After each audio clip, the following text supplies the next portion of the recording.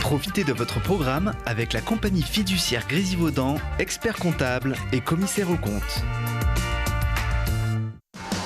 L'entrepôt du bricolage, filiale du groupe Samsé, vous présente Si on parlait.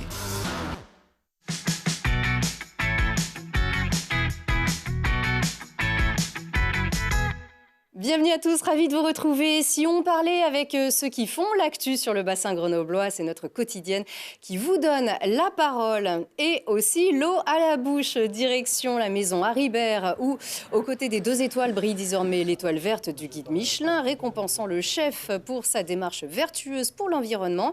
C'est la star des boulangeries et des belles tablées familiales dans notre région. La Bugne révèle tous ses secrets sur notre plateau. Et pour garder l'équilibre, on parle de l'événement sport qui va garder en éveil la rue du Repos, le Grenoble Tennis, qui accueille 2 tournois internationaux féminins et masculins. C'est vous qui allez porter la voix de cet événement, Guillaume de Choudins. Bonsoir. Bonsoir. Vous êtes entraîneur et directeur sportif du Grenoble Tennis. Après l'effort, le réconfort d'une cuisine étoilée et responsable. Avec vous, Christophe Haribert. Bonsoir. Bonsoir. Merci beaucoup à tous les deux d'être avec nous. Christophe Haribert, chef aux 2 étoiles du restaurant Maison Haribert, désormais 3 étoiles. Puisque vous êtes sacré d'une étoile verte. Donc ça fait 3, on va tout savoir avec vous. Et puis en fin d'émission, on vous réserve un bugne à bugne avec notre journaliste chroniqueur gourmand Lilian Veillé, qui donc va rendre hommage à la Bugne cette saison. Des bugnes et des beignes, ils vont s'en mettre à coups de raquette, les concurrents du 2e trophée de la ville de Grenoble pour les garçons et du 10e NJ Open de l'Isère pour les filles. Guillaume, alors c'est exclusif en France, ce sont 2 tournois, masculins et féminins, simultanément et au même endroit. Voilà, tout à fait. Donc la particularité de notre événement, c'est que en parallèle, nous avons un tournoi masculin 15 000 $ et un tournoi féminin 25 000 $. Donc on est les seuls à faire ça en France. Avec Roland Garros, qui fait aussi un tournoi masculin et féminin, mais là, c'est un niveau supérieur. Oui, alors on précise tout de suite, le 2e trophée de la ville, 10e NJ Open, ce sont des tournois qui sont beaucoup plus vieux, mais qui ont changé de nom ou de catégorie. Avant, on parlait du Grand Prix féminin de l'Isère, par exemple. Donc voilà. C'est un tournoi qui a plus de 20 ans. Voilà, même bien plus ou 50 ans. En fait, au départ, c'était simplement un tournoi national. Et puis, une dizaine d'années, nous sommes passés à l'international en organisant ce tournoi NJ Open de l'Isère. Voilà. Alors, ce sont en fait les tournois qui sont, on va dire, du plus petit niveau que comporte le grand niveau international. Oui, tout à fait. Donc, dans l'échelle des tournois, on a les tournois du Grand Chelem, Roland Garros, l'Open d'Australie. Puis ensuite, il y a les tournois ATP et WTA, les Grands Prix. Et juste en dessous, les tournois Challenger et chez les filles et Futur chez les garçons. Donc nous, on est dans cette catégorie de tournois. Alors, vous le disiez aussi tout à l'heure, 15 000 $ pour les garçons, 25 000 $ pour les filles. Donc, c'est peut-être le seul endroit où les filles gagnent plus que les garçons, ici, dans cette société française. Comment ça se fait, en fait ? Oui, en fait, le tournoi masculin est un petit peu plus récent, les filles, donc c'est le 10e. Donc on est monté en gamme au fil du temps. On était d'abord sur un 10 000 $ et puis on a avancé, on est passé à 25 000 $. Et chez les garçons, c'est simplement la 2e année qu'on le fait. Donc nous sommes pour le moment sur le plus bas de l'échelle, à 15 000 $. Alors, on peut dire que ce sont presque les phases finales, puisque le tournoi est déjà en cours avec les préqualifications. Donc, d'ailleurs, ça porte même pas le même nom. Ça s'appelle l'Open Head depuis début janvier. 600 participants, quand même, pour prétendre à jouer ce trophée masculin ou féminin. Voilà, donc il y a un tournoi préqualificatif qu'on appelle Open Head, qui est notre partenaire. Donc c'est un tournoi open, donc tout le monde peut y participer, du débutant jusqu'au classé -15, enfin ça c'est assez technique, avec des tableaux progressifs. Et donc on a 600 joueurs et joueuses qui disputent ce tournoi. Et ce tournoi attribue des invitations pour le tournoi qualificatif NJ Open pour les filles et Open de la ville de Grenoble pour les garçons. Alors beaucoup d'espoir, notamment, ce sont généralement des talents qui se révèlent sur ces tournois-là, mais pas seulement. Donc qui peut prétendre à gagner comme l'an dernier avec, j'arrive toujours pas à prononcer son nom, cette jeune femme... J'arrive pas non plus. Voilà, c'est pas grave. En tout cas, alors, parmi ceux qui ont gagné, justement, Carolina Pliskova pour les plus récentes, Pauline Parmentier, Ravan Rezaï ou Marion Bartoli sont des noms qui vous parlent. Ça, ce sont parfois aussi bien des joueuses qui se révèlent que des joueuses qui sont déjà expérimentés et qui viennent se relancer après une blessure, par exemple, ou après un arrêt? Tout à fait. Donc voilà, 3 types un peu de joueuses et joueurs. Des joueuses qui cherchent, comme vous le disiez, à se relancer. On a eu Pauline Parmentier, par exemple, qui était un petit peu en perte de vitesse. Et elle est venue un peu en début de saison pour se relancer. Donc elle a gagné le tournoi. Et puis après, elle a refait une saison extraordinaire. Et puis a pu par la suite intégrer à nouveau l'équipe de France de Fed Cup.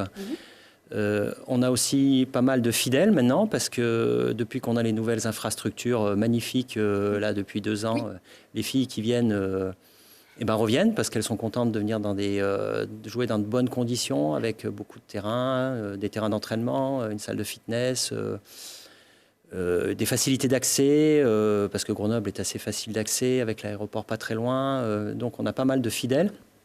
Et puis, pas mal de petites jeunes qui se lancent. Donc, comme on a pu avoir, étant plus jeune, Carolina Pliskova, qui était classée 150e mondiale lorsqu'elle a participé. Et puis, on a eu Mauresmo aussi. On a eu Mauresmo, on a eu Bartoli, on a eu vraiment beaucoup de très fortes. Et puis qui ensuite ont super bien évolué. Et notamment la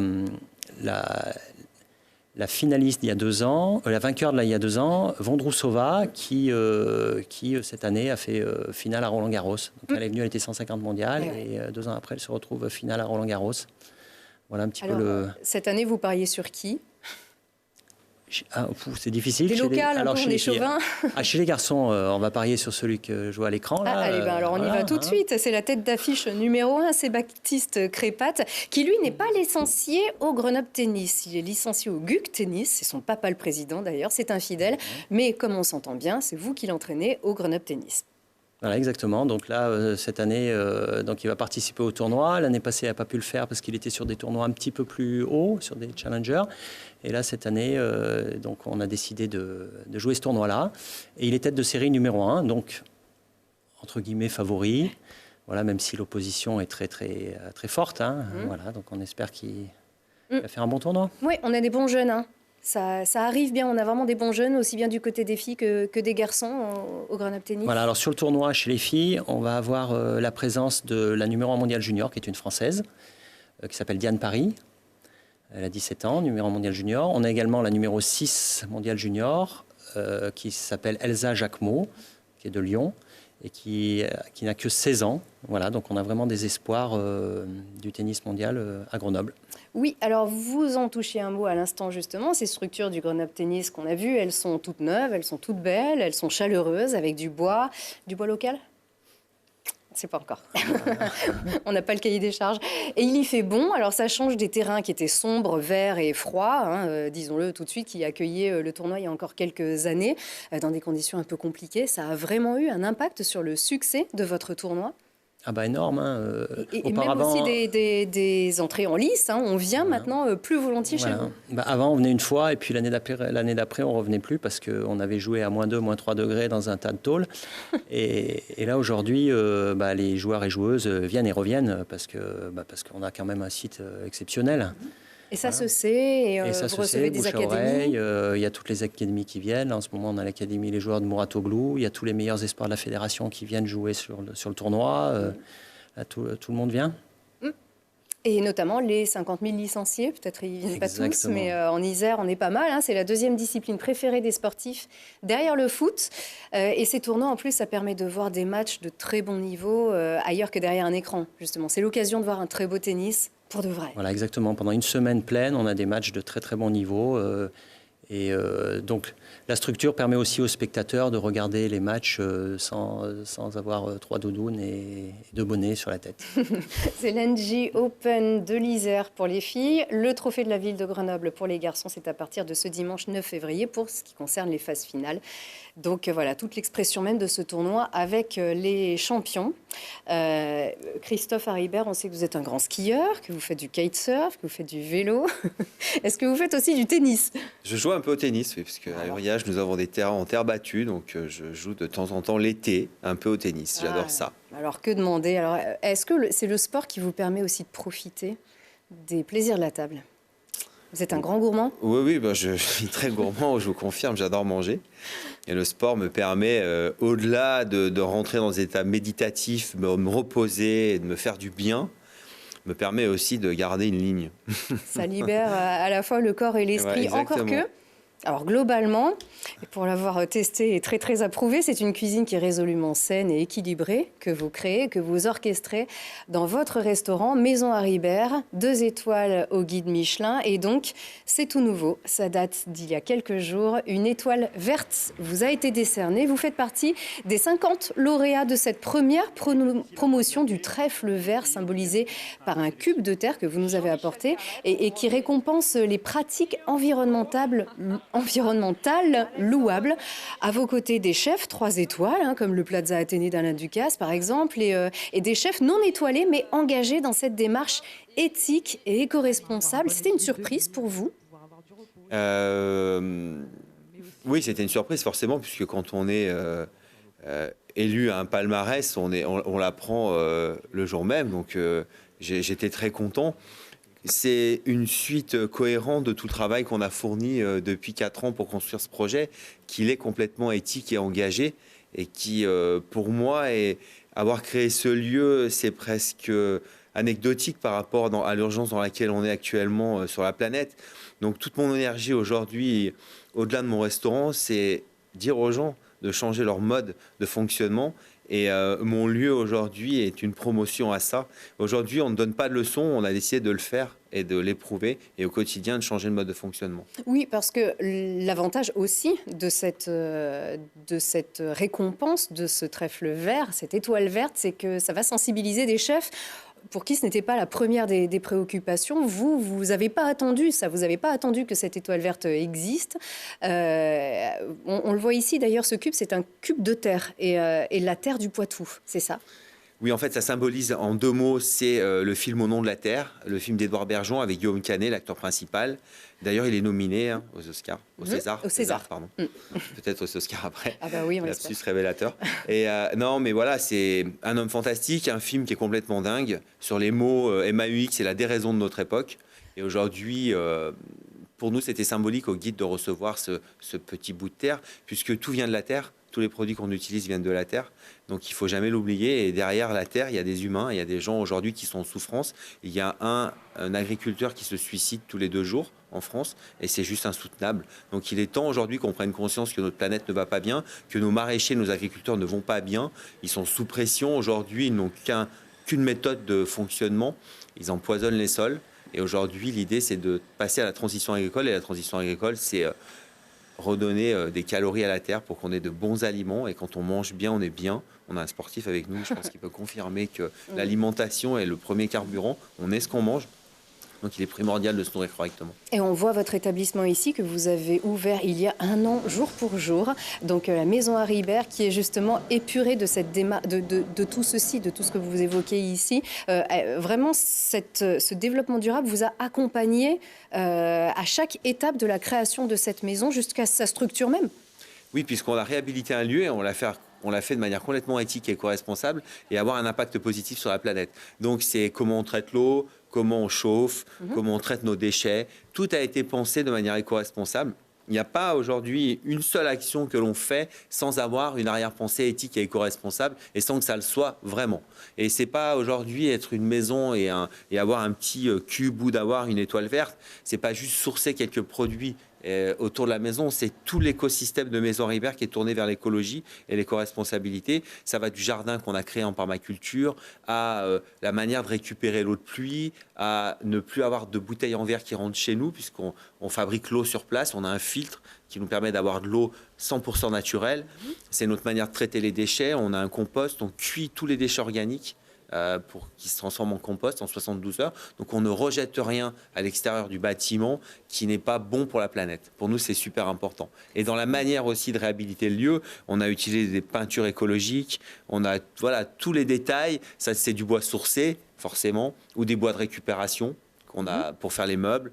Voilà, on a travaillé avec les récupérables. C'est des gens qui récupèrent du bois abandonné, du bois qui sert à plus rien. Nous, on a récupéré, on a fait des meubles avec.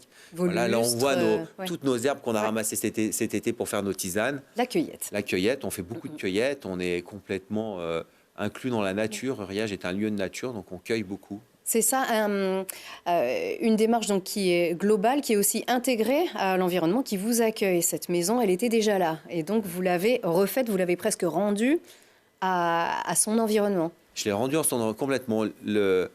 On est parti d'un principe assez simple. On s'est dit qu'on voulait reconnecter nos clients à la nature. Et le message qu'on allait porter allait être tourné complètement vers la nature et le vivant, et la défense du vivant sous toutes ses formes. Et pour ça, il faut respecter chaque détail et chaque petit interstice de la maison. On a même travaillé sur la géobiologie, sur les forces telluriques du bâtiment. Les forces telluriques, en fait, avant jamais un agriculteur ou même personne, il y a 50 ans, 100 ans, ne construisait une maison ou faisait un champ ou installait une écurie sans faire venir le sourcier. Le sourcier a disparu chez nous, mais à l'époque, il était très, très important. Ah, ça se fait encore un peu, un petit peu, mais nous, voilà, on a la chance d'avoir l'architecte de la maison qui est géobiologue. Et du coup, elle a travaillé sur les forces telluriques. Donc, elle a harmonisé le lieu en termes d'énergie. Donc, elle a harmonisé le lieu au niveau de l'eau, parce que souvent, les bâtiments sont construits au-dessus de l'eau. Et c'est très, très important d'harmoniser les lieux, les sources, pour que l'énergie circule correctement au sein de la maison. Et tout le monde se sent bien chez nous, mais ça ne s'est pas fait naturellement. On l'a construit. Oui, et vous vous êtes instruit aussi pour ça, car on rappelle que vous êtes cuisinier. Et un cuisinier qui inclut aussi la promotion des produits locaux. Vraiment, votre cuisine, elle s'inscrit, on le rappelle dans cette démarche globale aussi, sur le circuit direct producteur-consommateur. La promotion de nos artisans, de nos producteurs. Des savoir-faire locaux. Donc, effectivement, ça part des artisans. Pour construire le bâtiment, on a travaillé qu'avec des artisans locaux. Donc ça, c'était important. C'est aussi pour ça que ce bâtiment est comme ça, parce qu'il y a une énergie autour locale. L'architecte est local, le charpentier est local, le maraîcher est local. Enfin, tous les gens sont vraiment et aiment cette terre, aiment ce lieu. Donc c'était très important. Et ensuite, bien sûr, il n'y a aucun intermédiaire entre moi et mes produits. Je connais tous mes producteurs par leur prénom. Je connais leur vie, leur vraie vie d'assets, parce que c'est des gens qui sont très concentrés sur leurs produits. Et pour arriver à un produit magique, il faut des gens magiques et des gens qui soient complètement concernés et qui travaillent en conscience. Un chou vert qui pousse en conscience n'a pas le même goût qu'un chou vert qui pousse pas en conscience. Donc un chou qui pousse arrosé énormément, a moins de goût, moins de texture, mais c'est cohérent, qu'un chou qui s'est un petit peu battu, qui a été planté au bon moment et au bon endroit, et qui est arrosé avec de la bonne eau ou très peu.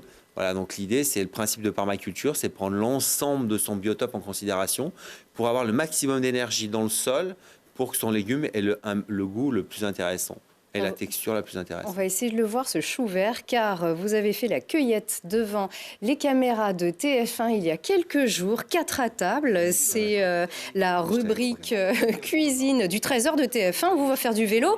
La preuve que donc vous faites du vélo avec Romain Bardet, le champion cycliste donc. Alors voilà un de vos producteurs, ici une carotte, il va y avoir un chou. En fait, le but de ce challenge, c'est 30 €, entrée, plat, dessert et 2 assiettes. Pour vous, pas de problème.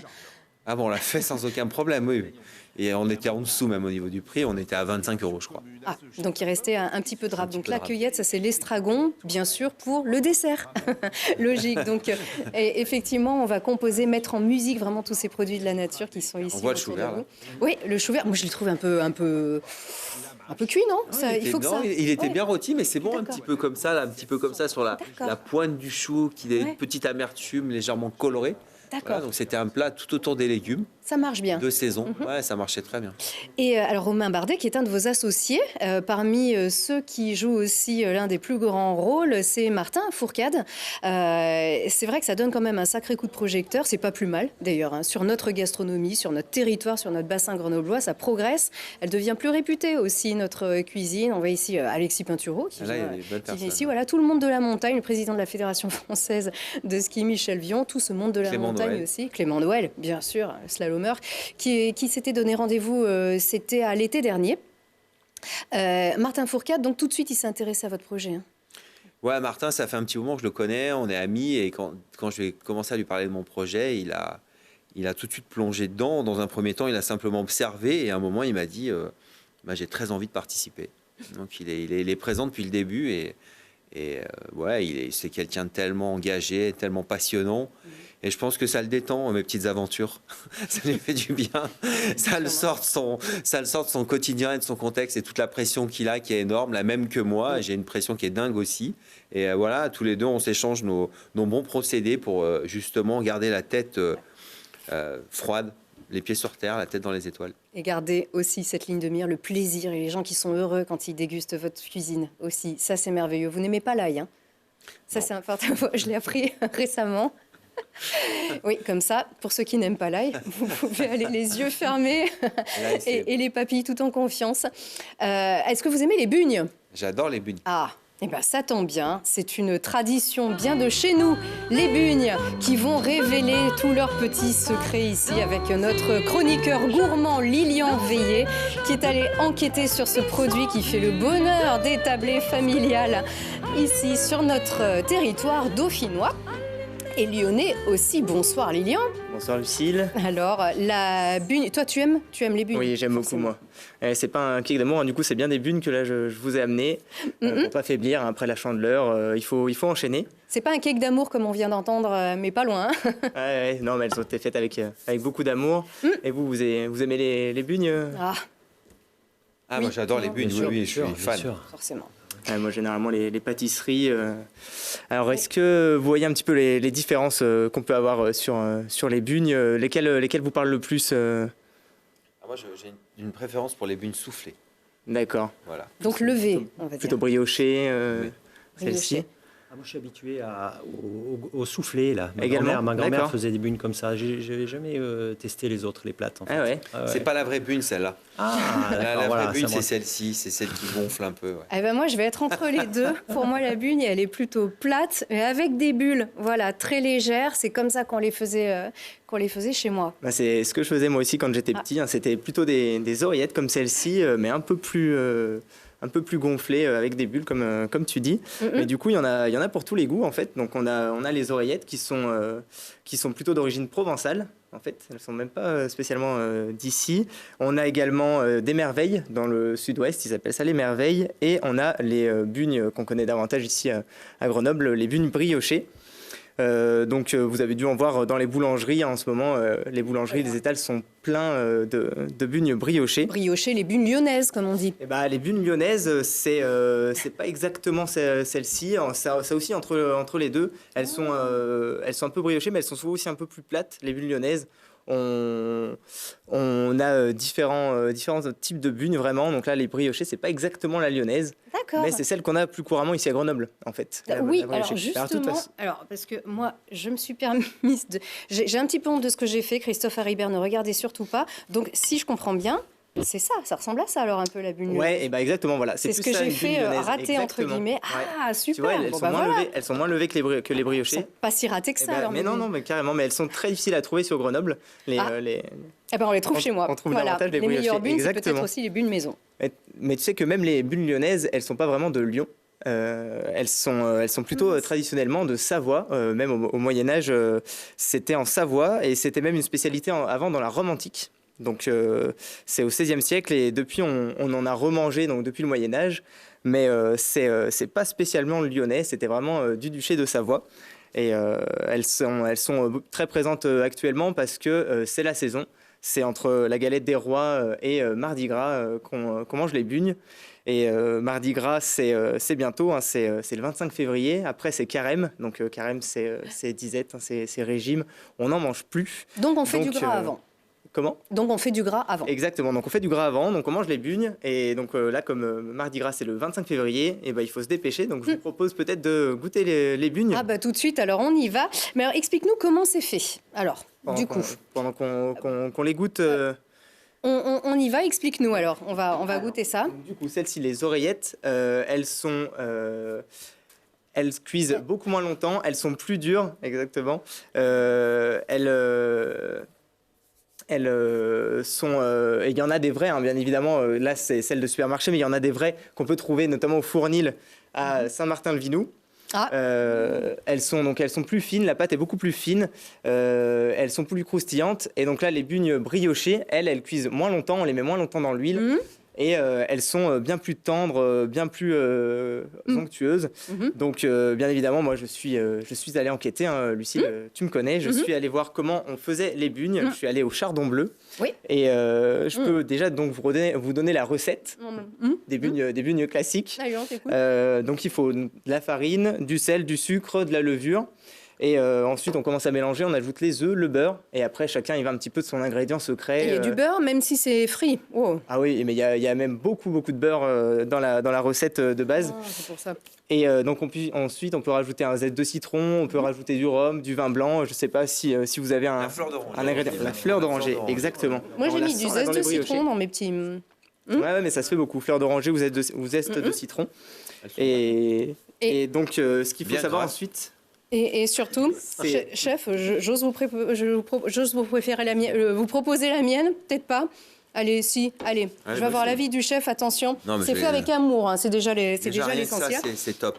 Ah, super. Alors là, c'est un peu pâteux et un peu étouffe chrétien, comme on dit. Surtout la forme. Alors, il y a un secret, Lilian ? Exactement. Pour la forme, pour la bune, comme tu vois, la briochée comme ça, elles ont une petite rotation à faire. En fait, il faut percer la pâte au milieu et faire passer le bout de l'autre, un des bouts dans le trou du milieu. Et le retourner ensuite et l'étirer. Il faut faire passer le bout dans le trou du milieu. Exactement. Ouais. C'est très technique. Je ne sais pas si on a ça en image. Comme ça, on va pouvoir regarder.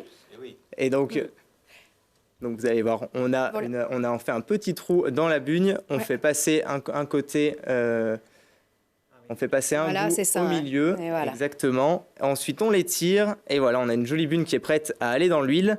Et alors la cuisson, après c'est pareil, il faut faire bien attention, hein, pas trop longtemps. C'est vraiment quelques dizaines de secondes si on veut que la bugne soit dorée, fondante, moelleuse. Et après, on n'a plus qu'à parsemer de sucre glace. Il y a tout ce qu'il faut. Hein. Et comme on aime bien le sucre glace, on parsème souvent beaucoup. Donc voilà, maintenant que je t'ai donné la recette, Lucille, tu pourras en faire et en ramener à la rédaction. Oui, les réussir surtout, parce que celle-ci, je n'ai pas osé les proposer à la rédaction. D'ailleurs, chef, Christophe Haribert, ça a un petit verdict. Non, mais il n'ose pas dire qu'elles sont ratées. Non, mais on est vraiment parfaitement entre celle-là et celle-ci, voilà. D'accord. Donc, non, c'est bien. Voilà. C'est ni bon ni pas bon, c'est entre les deux. Non, voilà. Non, ça va. En tout cas, vous avez au moins une chose en commun ce soir, c'est un grand jour. Donc aujourd'hui aussi bien. Et oui, c'est l'anniversaire de la Maison Haribert qui fête ses 1 an et anniversaire de Lilian Veillé, notre chroniqueur. On n'a pas les bougies, ça tient pas sur les bugnes. Bon, on a les gâteaux, c'est bon. Voilà, exactement. Donc célébrez vos anniversaires ici, soyez gourmands, faites-vous plaisir. Le plaisir, c'est la vie. Merci à tous. Encore très très bon tournoi à partir de ce 9 février, Guillaume et tout le Grenoble Tennis. Et puis un beau succès, belle étoile verte et bon anniversaire Christophe Haribert. Et vous, à très vite, merci.